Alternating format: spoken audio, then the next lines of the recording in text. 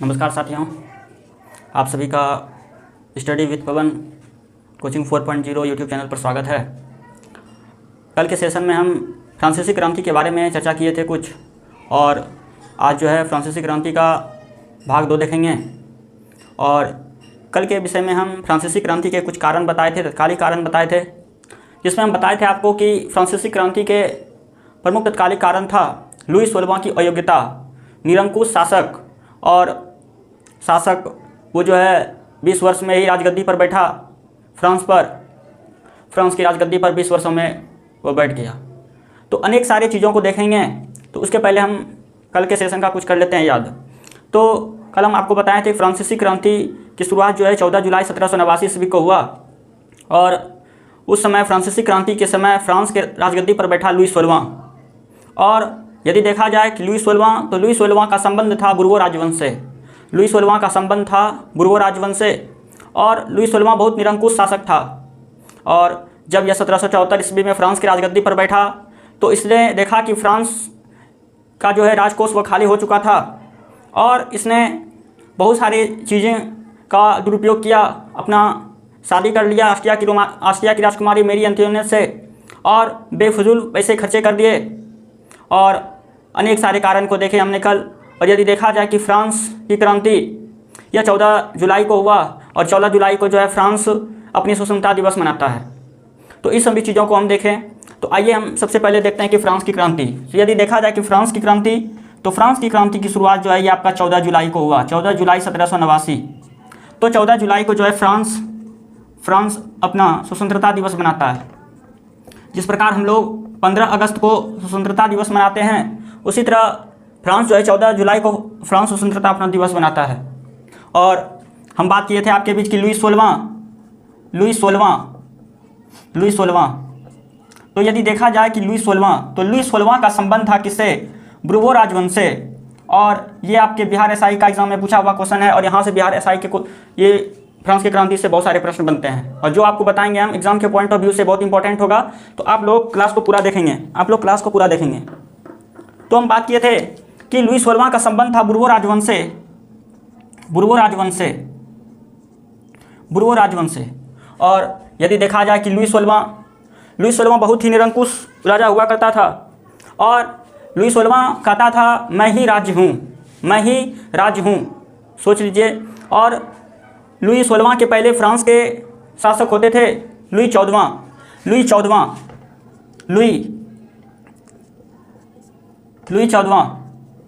तो ये शासक ये भी जो थे ये भी बुर्बो राजवंश से संबंधित थे, ये भी बुर्बो राजवंश से था लुई 14वां। और दोनों ही निरंकुश शासक थे। और यदि देखा जाए मैं ही राज्य हूँ, लुई 14वां का कहना होता था कि मैं ही राज्य हूँ।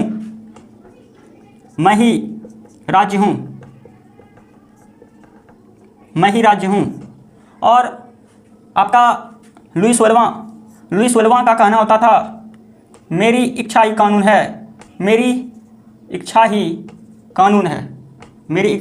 है। सोच सकते हैं आप कि दोनों कितने निरंकुश शासक थे, मतलब इसका आप कहना क्या हुआ कि मैं ही राज्य हूँ, जो भी हूँ मैं ही हूँ। और बुर्बो राजवंश के लुई 16वां मेरी इच्छा ही कानून है, जो हम बोलेंगे वही होगा, इनका कहना था लुई 16वां का। तो फ्रांस जो था वह निरंकुश शासकों से भरा हुआ था, और कोई भी शासक वो इसका अंत होना जरूरी है फ्रांस में। तो यदि हम देखें कि फ्रांस की क्रांति, तो आपको बता दें कि सन 1774 ईस्वी में फ्रांस के राजगद्दी पर बैठा लुई 16वां। तो फ्रांस की राजगद्दी पर बैठा था कौन? राजगद्दी पर बैठा था लुई 16वां।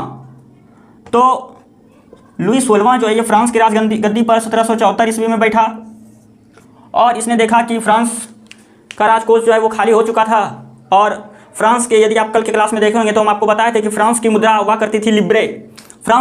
करती थी आपका लिब्रे। और लिब्रे को 1794 ईस्वी में जो है समाप्त कर दिया गया था। एवं अनेक कारणों से यदि हम देखें, कल के तत्कालिक कारण को देखें कि लुई 16वां की अयोग्यता थी फ्रांस की क्रांति का।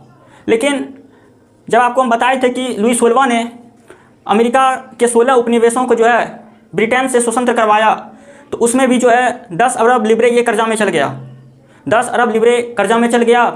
और यदि देखा जाए कि फ्रांस की क्रांति का एक होना, एक इनका कर्जा बढ़ जाना और बेरोजगारी, भूखमरी, ये सभी बहुत सारे कारण हैं फ्रांस के क्रांति के कारण होने के।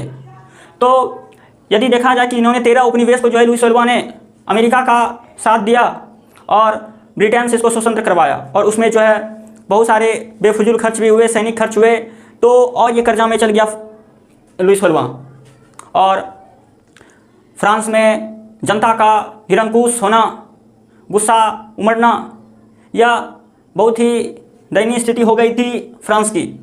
और यदि देखें हम कि कोई भी देश हो, यदि इतना महंगाई अभी भारत में ही हो कि भारत में यदि अब डीजल पेट्रोल 500 रुपया बिकने लगे तो भारत की जनता क्या करेगी, तो अपना गुस्सा उतारेगी। तो यहाँ पे जो जितने भी व्यक्ति थे, जितने भी जनता थे, बहुत ही अपने गुस्से थे अपने राजा से। और यदि देखा जाए कि फ्रांसीसी क्रांति, तो फ्रांसीसी क्रांति कोई भी क्रांति हो तो उसमें बहुत सारे लेखक, इनमें 2-3 लेखक हैं जो फ्रांस के निरंकुश राजा लुई सोलवा के बारे में बताया कि आप क्या कर रहे हैं, नहीं कर रहे हैं, एवं अपने पत्रिकाओं के माध्यम से, पुस्तक के माध्यम से प्रेरणा दिया। जैसे हम देखें कि जॉन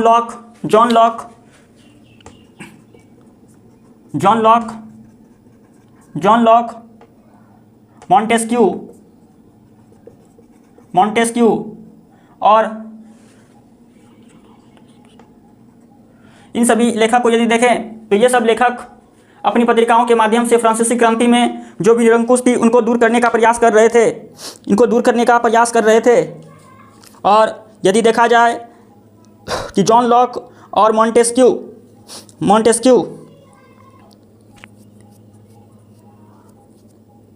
इन सभी जो थे, ये सब व्यक्ति अपने माध्यम से, अपनी पुस्तक के माध्यम से निरंकुश राजा पर आक्रोश जता रहे थे।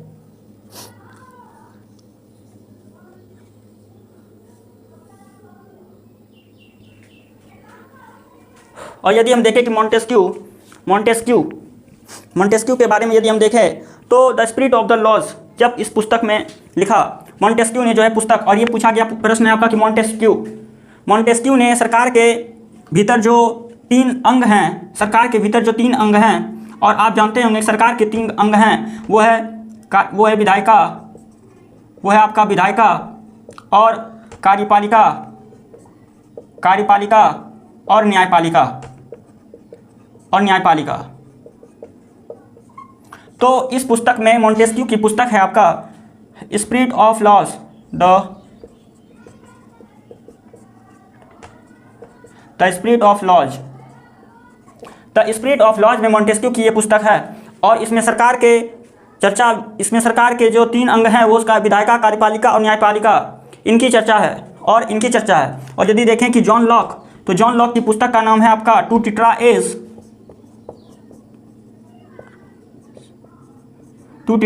Of government. जॉन लॉक की यह पुस्तक है टू टिट्रा ऑफ गवर्नमेंट। सरकार के 2 ग्रंथ, यह पुस्तक में लिखा गया है, सरकार के 2 ग्रंथ two treatises of government John Locke के द्वारा, और मॉन्टेस्क्यू के द्वारा the spirit of the laws, जिसमें सरकार के अंदर विधायिका, कार्यपालिका और न्यायपालिका की चर्चा है, तो आपको हम बताएं टू टिट्रा गवर्नमेंट जो है ये जॉन लॉक की पुस्तक है, और मॉन्टेस्क्यू जो है सरकार के 3 अंग की चर्चा। इसमें the spirit of the laws यह मॉन्टेस्क्यू की पुस्तक है, जिसमें सरकार के 3 अंग का वर्णन किया गया है, कार्यपालिका, विधायिका और न्यायपालिका।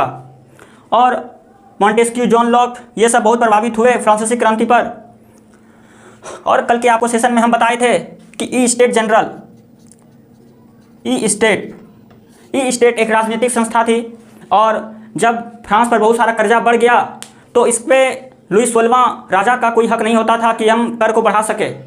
तो ये इसको राजा का बस जो था, जैसे कि लुई सोलवा है आपका, तो लुई सोलवा का बस बैठक बुलाने का काम था ई स्टेट जनरल को। और आपको कल के सेशन में हम बताए थे कि फ्रांसीसी क्रांति में जो है 1789 ईस्वी में ई स्टेट जनरल 1789 ईस्वी में जो है ई स्टेट जनरल को बैठक थी। और इसमें ई स्टेट जो है आपका 3 वर्गों में बटा हुआ था, ये भी आपको बताए थे। ई स्टेट जो है 3 वर्गों में बटा हुआ था। प्रथम वर्ग को देखे, प्रथम वर्ग जो था मेरा, प्रथम वर्ग पादरी था, एवं द्वितीय वर्ग जो था वो कुलीन वर्ग था, वो आपका कुलीन वर्ग था। और तृतीय वर्ग जो था आपका कौन था? आम जनता। इसमें आम जनता आता था। तो आप लोग समझें कि आपका ई स्टेट जनरल एक राजनीतिक संस्था था, और इसका क्या काम था कि इसको जितने भी टैक्स थे या कर थे, इनकी बैठक बुलाकर टैक्स को बढ़ाया जाए, क्योंकि फ्रांस में बहुत दयनीय स्थिति थी, आर्थिक स्थिति फ्रांस की खराब थी, पावरोटी खाना मुश्किल था, खरीदना मुश्किल था, बहुत ही मुश्किल था। तो यहाँ पे ई स्टेट नामक जनरल जो है, यहाँ पे प्रथम स्टेट, द्वितीय स्टेट और तृतीय स्टेट आपको बताए थे कल, और आज के सेशन में देख लीजिए आपकी प्रथम स्टेट को जो है प्रथम स्टेट को टैक्स नहीं देना पड़ता था, क्योंकि इसको जन्म से अधिकार था, और द्वितीय स्टेट को भी जो है यहाँ पे अधिकार नहीं था, और तृतीय स्टेट को ही केवल अधिकार था। केवल तृतीय स्टेट को जो है यह अधिकार था कि आप टैक्स देंगे। और यदि देखा जाए कि ई स्टेट, तो ई स्टेट का जो बैठक हुआ था 1614 ईस्वी में ही हुआ था, 1614 ईस्वी में ही हुआ था। ई स्टेट का बैठक जो है 1614 ईस्वी में ही हुआ था। उसके बाद ई स्टेट का जो है बैठक नहीं हुआ था। जब फ्रांस पर आर्थिक स्थिति फ्रांस का खराब हुआ, तो ई स्टेट को जो है 5 मई 1789 ईस्वी को 5 मई 1789 ईस्वी को इसकी बैठक बुलाई गई। और यदि देखा जाए कि 1614 ईस्वी में ये बहुत पहले ही बैठक हुआ था, और इसके बाद जो है 1789 ईस्वी में इसकी बैठक हुई, 1789 ईस्वी में इसकी बैठक हुई, 1789 ईस्वी में इसकी बैठक हुई। तो इसमें बहुत सारे इतने चीज़ें थे जो कि इतने दिनों तक ये बैठक हुई फ्रांसीसी क्रांति में, जो कि 175 वर्षों तक इसका जो है बैठक नहीं हुआ था। 175 वर्षों तक, 175 वर्षों तक इसके बैठक नहीं बुलाई गई थी, और आक्रोश था। तो इसको जो है 1705 में 1789 ईस्वी को जो है ई स्टेट नामक जनरल संस्था को जो है बुलाया गया, और प्रथम स्टेट को पादरी होता था, द्वितीय कुलीन और तृतीय आम जनता। और ये आपका प्रीवियस ईयर का यहाँ से क्वेश्चन पूछा गया है BRSI का। यहाँ पे आपको बहुत सारे फैक्ट्स हैं जो कि आपके क्वेश्चन में पूछा गया है। जॉन लॉक की पुस्तक के पूछे गए हैं, मॉन्टेस्क्यू का पुस्तक पूछा गया है, और मैं बुर्बो राजवंश लुई 16वां के बारे में पूछा गया है। तो जितने भी चीज़ आपको बता रहे हैं वो एग्जाम के पॉइंट ऑफ व्यू से बहुत इंपॉर्टेंट होगा। और 5 मई 1789 ईस्वी को जो है स्टेट की बैठक बुलाई गई, और इस स्टेट में यदि हम देखें कि पादरी में जो थे वो 300 लोगों को प्रतिनिधित्व हुआ, और कुलीन वर्ग में जो हुआ, कुलीन में भी 300 वर्ग प्रतिनिधित्व को भेजा गया, और आम जनता, और आपको हम बताए थे कि आम जनता में गरीब मजदूर सब अमीर सब आ जाते हैं, चोर डकैत सब आ जाते हैं इसमें। तो आम जनता पादरी वर्ग में 300 लोगों का प्रतिनिधित्व हुआ, और कुलीन वर्गों में जो है 300 लोगों का प्रतिनिधित्व हुआ, और आम जनता में 600 लोगों का प्रतिनिधित्व हुआ, 600 लोगों का प्रतिनिधित्व हुआ। एवं आपको हम कल बताए थे कि पादरी वर्ग और कुलीन वर्ग जो है उसको टैक्स नहीं देना पड़ता था, लेकिन आम जनता को जो है टैक्स देना पड़ता था। इससे आम जनता के लोग जो थे निरंकुश हुए कि पादरी वर्ग और कुलीन वर्ग को क्यों नहीं अधिकार है कि वो टैक्स दे सके। इससे आम जनता जो लोग थे वो भड़क उठ के, और यहाँ से जो है वो अपनी बैठक को ध्वस्त कर लिया, और बैठक में से वहाँ चल उठे आम जनता लोग वहाँ से चल उठे। और यदि देखा जाए फिर से कि आम जनता वहाँ से तो चल उठे, लेकिन उसके बाद 1614 में तो इसको बुलाया ही गया था ई स्टेट को, और दोनों में प्रथम और द्वितीयक में जो था 300 लोगों ने भाग लिया, लेकिन तीसरे में जो था आम जनता, इसमें 600 लोगों ने भाग लिया। और यदि देखा जाए कि स्टेट जनरल के नियमों के अनुसार प्रत्येक वर्ष एक मत देने का अधिकार था इसमें।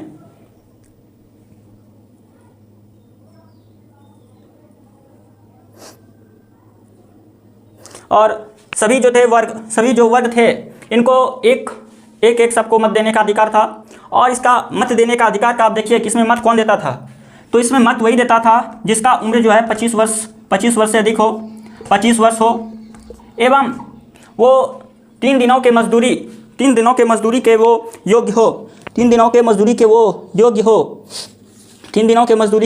योग्य हो। 25 वर्ष से अधिक उम्र वाले केवल ऐसे पुरुष ही सक्रिय नागरिक को दिया जाता था, एवं शेष जो थे महिलाएं, उनको निर्वाचन की योग्यता प्राप्त करने के लिए असेंबली का सदस्य होने की लोगों की उच्चतम श्रेणी देनी चाहिए होती थी।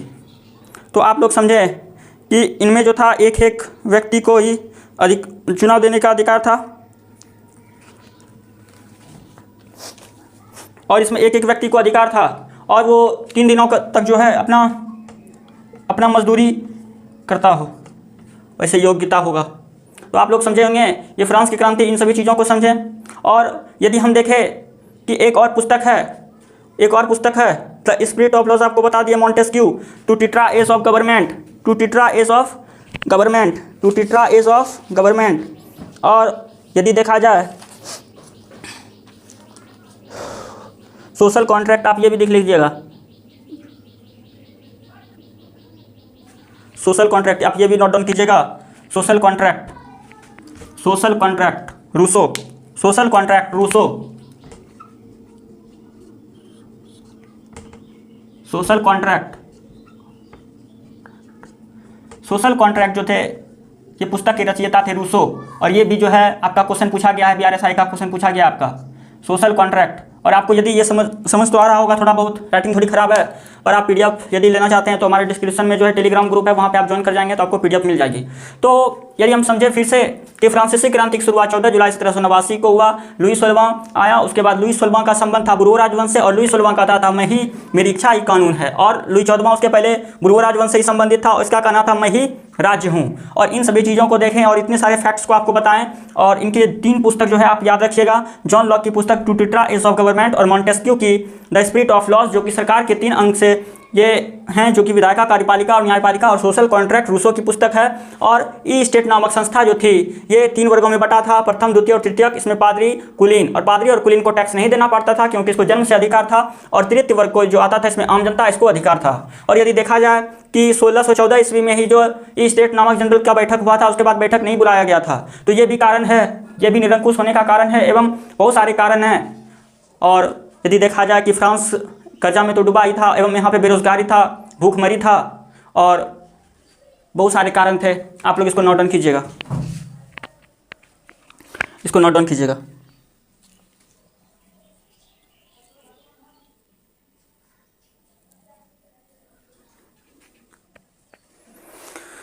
और एक और चीज़ हम देख लेंगे, आप लोग इसको नोट डाउन करेंगे तो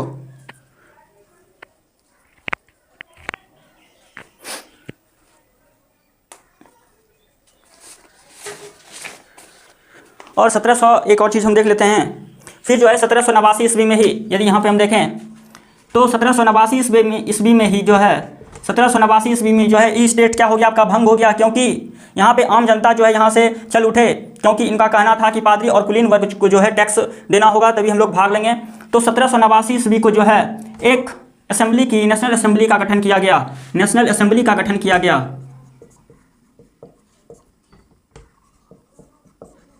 नेशनल असेंबली, तो 1789 ईस्वी को जो है नेशनल असेंबली का गठन किया गया।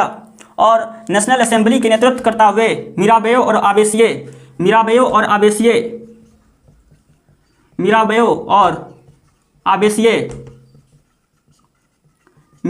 आबेसिये, आपको शायद नहीं दिख रहा होगा, अच्छे से लिख रहे हैं थोड़ा बहुत। मिराबेयो और आबेसिये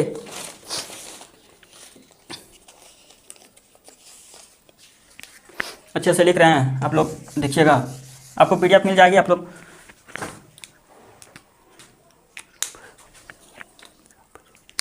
तो नेशनल असेंबली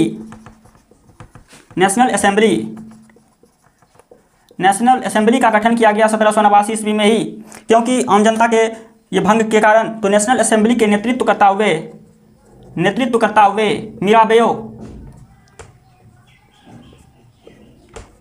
मिराबेयो और आबेसिये,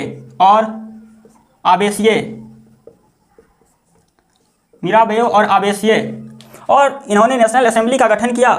और इनका कहना था कि जब तक राजा अपने शक्ति का जो है सीमित नहीं कर लेगा, तब तक जो है यह असेंबली भंग नहीं होगा।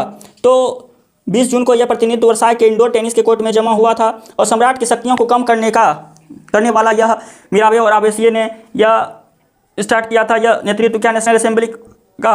और संविधान तैयार नहीं किया जाएगा तब तक कि असेंबली भंग नहीं होगा।